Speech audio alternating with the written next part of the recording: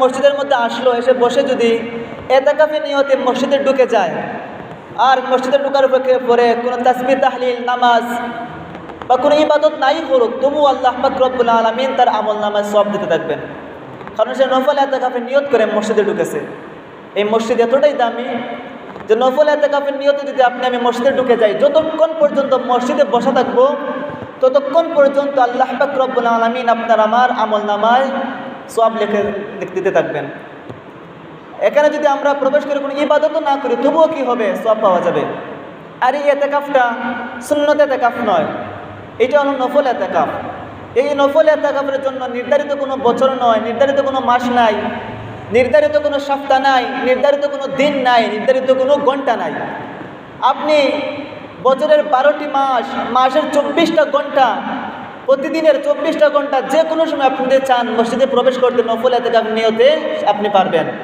আর আপনার নফল এতেকাফ হবে এবং অটোমেটিক আপনার আমার আমল নামায় কী দেওয়া হবে, সওয়াব লিখে দেওয়া হবে। এজন্য মসজিদটা খুবই দামি। এখন আমি যদি নফল এতেকাফের নিয়তে মসজিদে প্রবেশ করি তাইলে ইবাদত না করলে কি পাবো, সওয়াব পাইমো। কিন্তু যদি আমরা বাজারে যাই তাহলে কি সওয়াব পাইমো না। আমরা যদি বাজারের মধ্যে যাই তাইলে সেখানে কোনো সওয়াব নাই, শুধু গুনাহ আর গুনাহ। এই জন্যই আল্লাহ তাআলা বলে নিকট সবচেয়ে নিকৃষ্টতম জায়গাটাই হলো বাজার। কারণ বাজারের মধ্যে সমস্ত পাপাচার সংগঠিত হওয়ার ব্যবস্থা রয়েছে, সম্ভাবনা রয়েছে। বাজারের মধ্যে গেলে কি হয়, জুয়া খেলার সুযোগ পাওয়া যায়। বাজারের মধ্যে গেলে গাঁজা খাওয়ার, মদ খাওয়ার, ফিতনা ফাসাদ সমস্ত পাপকর্ম সংগঠিত হয়ে বাজারের আনাচে কানাচে। মানে বাজারের মধ্যে গেলে আমি যত সময় বাজারের মধ্যে থাকবো অনর্থক সময় নষ্ট করবো, কোনো না কোনো খরাবি, কোনো না কোনো গুনাহের কাজ আপনাকে গ্রাস করে নেবে, পাকড়াও করবে। তাই নবী করিম সাল্লাল্লাহু আলাইহি ওয়াসাল্লাম বলেন আল্লাহর নিকট সবচাইতে নিকৃষ্টতম জায়গাটাই হলো বাজার। আর সব থেকে পছন্দনীয় গ্রহণযোগ্য জায়গা হলো মসজিদ। যে মসজিদের মধ্যে নফল এতেকাফের নিয়ত করে প্রবেশ করলেই সওয়াব।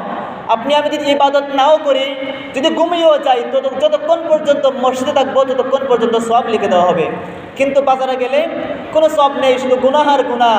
বাজারের মধ্যে প্রত্যেকটা গুনাহ সংগঠিত হওয়ার সম্ভাবনা রয়েছে। তাই বাজারটা হলো আল্লাহ তাআলার নিকট সবচাইতে নিকৃষ্টতম জায়গা। এই যে আপনি আজকে মসজিদের মধ্যে এসেছি, এখানে বসেছি, তার অনেক ফজিলত রয়েছে, সওয়াব রয়েছে, ফায়দা রয়েছে।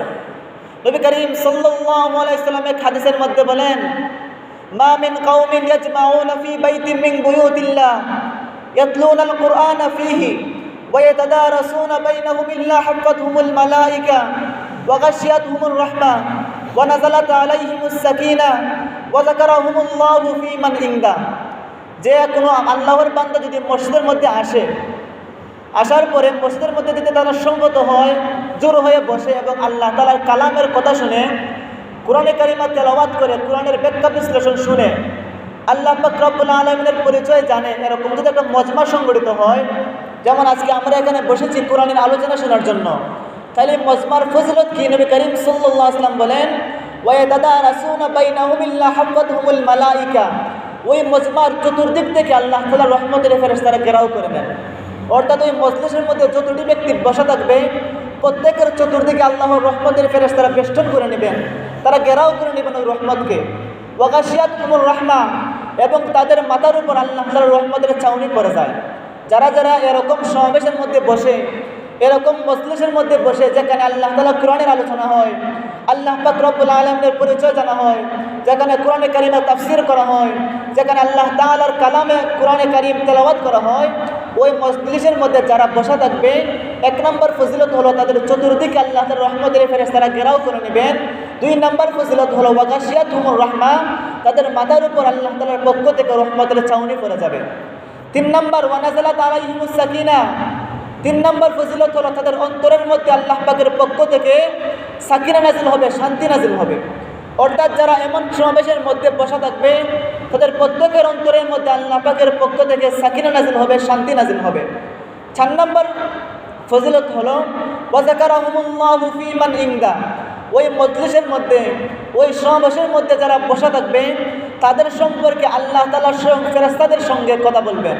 ফেরেশতাদেরকে কি বলবেন? ফেরেশতাদেরকে আল্লাহ তাআলা বলবেন, হে আমার ফেরেশতার দল, আমি যখন মানুষ বানাতে চেয়েছিলাম তখন তোমরা আপত্তি উঠিয়েছিলে, তোমরা বলেছিলে যে মানুষ বানাইয়ে কোনো লাভ নেই, তারা দুনিয়ার জিন্দেগিতে গিয়ে কী করবে, মারামারি করবে, কাটাকাটি করবে, হাঙ্গামা দাঙ্গামা করবে, ঝগড়া ফাসাদ করবে, মানুষ দুনিয়াতে পাঠিয়ে কোনো লাভ নাই। এই কথা কি বলেছিল? ফেরেশতারা বলেছিল যখন আল্লাহ তাআলা আমাদেরকে সৃষ্টি করেছিলেন। তো কোন ফেরেশতারা এই বাধা দিয়েছিল যে মানুষ বানিয়ে কোনো লাভ নাই, তারা আপনার ইবাদত করবে না, দুনিয়াতে গিয়ে তারা মারামারি কাটাকাটি করবে। তাই যখন কোনো মজলিসের মধ্যে মানুষ সমবেত হয়, আল্লাহ তাআলা কালামের কথা শুনে, কোরআনে কারিমের আয়াতের ব্যাখ্যা বিশ্লেষণ করে, তখন এই মজলিসের মানুষকে আল্লাহ তাআলা ফেরেশতাদেরকে দেখিয়ে দেখিয়ে বলেন, হে আমার ফেরেশতার দল, এই মসজিদের দিকে তাকিয়ে দেখো, ওই এলাকার মধ্যে তাকিয়ে দেখো, আমার বান্দারা আমার কোরআনের তাফসীর করতেছে, আমাকে নিয়ে আলোচনা করতেছে, কোরআনকে নিয়ে আলোচনা করতেছে, কোরআনে কারিমা তেলাওয়াত করতেছে। তোমরা যে বলেছিলে তারা আমার ইবাদত করবে না, তোমরা দেখো আমার বান্দারা কী করতেছে, আমার ইবাদত করতেছে। তখন আল্লাহ তাআলা মানুষকে দেখিয়ে ফেরেশতাদেরকে লজ্জা দিয়ে বলবেন, তোমরা বলেছিলে বান্দা আমার ইবাদত করবে না, মারামারি করবে, কাটাকাটি করবে, কিন্তু তোমরা দেখো আমার বান্দা আমার ইবাদত করতেছে। তখন আল্লাহ পাক রব্বুল আলামিন ফেরেশতাদেরকে সাক্ষী রেখে বলবেন, তোমরা সাক্ষী দেখো এই মজমার মধ্যে যারা আছে আমি তার জিন্দগির সমস্ত সগীরা গুনাহ মাফ করে দিলাম। তাইলে এই যে আমরা আজকে মসজিদের মধ্যে আইছি, আমরা লাভ আছে কিনা? নাই, অবশ্যই আছে। এক নম্বর লাভ হলো আমরা যে স্থানে বসেছি চতুর্দিকে আল্লাহ তাআলার রহমতের ফেরেশতারা বেষ্টন করে নিয়েছেন, ঘেরাও করে নিয়েছেন। দুই নম্বর লাভ হলো, দুই নম্বর ফজিলত হলো আল্লাহ পাকের পক্ষ থেকে আল্লাহর রহমতের, আল্লাহ তাআলার রহমত আমাদের মাথার উপর নাজিল হইতেছে। কি হইতেছে? আমাদের মাথার উপর আল্লাহ তাআলার রহমতের ছাউনি পড়ে গেছে। তিন নম্বর ফজিলত হলো আমাদের অন্তরের মধ্যে আল্লাহ তাআলার রহমত ঢেলে দিবেন। চার নম্বর ফজিলত হলো আমরা যারা এই সমাবেশে বসেছি, মসজিদের মধ্যে বসেছি, আমাদেরকে আল্লাহ তাআলা ফেরেশতাদেরকে দেখিয়ে দেখিয়ে বলবেন, ওই দেখো আমার ফেরেশতার দল, আমার বান্দা মসজিদে বসেছে, আমার ইবাদত করতেছে, আমার কোরআনে কারিমে নিয়ে আলোচনা করতেছে, কোরআনের তাফসীর করতেছে, কোরআনের তেলাওয়াত করতেছে। ও আমার ফেরেশতার দল, তোমরা সাক্ষী থাকো, আমি ওই বান্দার জিন্দগির সমস্ত সগীরা গুনাহ মাফ করে দিলাম। তাহলে আমরা আইছি লাভ না লস? লাভ। এই যে আমরা বসে রয়েছি, যারা নফল ইতিকাফের নিয়ত করে ঢুকেছি, আমাদের আমল নামায় অটোমেটিকলি আল্লাহ তাআলা সব লিখে দিতেছেন।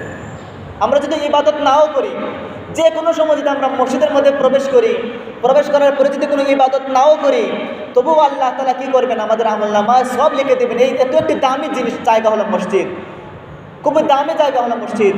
যদি আপনি আমি নফল ইতিকাফের নিয়ত করে মসজিদের মধ্যে ঢুকে যাই, যদি ঢুকে ঘুমিয়েও যাই, তবুও ফেরেশতারা আপনার আমার জন্য দোয়া করবে যে আল্লাহুম্মা আরহাম আলাইহি, আল্লাহুম্মা আরহাম আলাইহি, হে আল্লাহ আপনি তার উপর রহম করেন, হে আল্লাহ আপনি তাকে মাফ করে দেন, হে আল্লাহ এই বান্দা তো আপনারই বান্দা, সৃষ্টি সারা তো আপনিই বানিয়েছেন, আপনি তো তাকে ফয়দা করে দুনিয়াতে পাঠাইছেন, আপনি যদি তাকে মাফ না করেন কে তাকে মাফ করবে?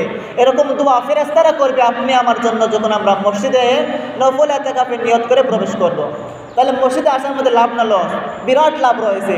যে আমাদের উচিত যখনই সুযোগ পাইমো, দিনের 24টা ঘন্টা আল্লাহর দেওয়ার সময়, কিন্তু আমরা দিনের 24টা ঘন্টা দুনিয়াবি কাজকর্মে কাটিয়ে দিই, কিন্তু মসজিদে এসে আল্লাহর দেওয়ার সময়কে আল্লাহর ঘরে বসে একটু সময় আমরা দিতে পারি না। যে আমরা প্রত্যেক সময় চেষ্টা করব কমপক্ষে দৈনিক 5 ওয়াক্ত নামাজের জন্য মসজিদে এসে ওই মূল্যবান সময়টাকে আল্লাহর রাস্তায় দেওয়া। এই সময়টা আল্লাহ তাআলা আমাদেরকে দিয়েছেন, আর মসজিদটাও আল্লাহর ঘর, আর ওই ঘরের ফজিলত ঘরের মধ্যে প্রবেশ করলেই সওয়াব।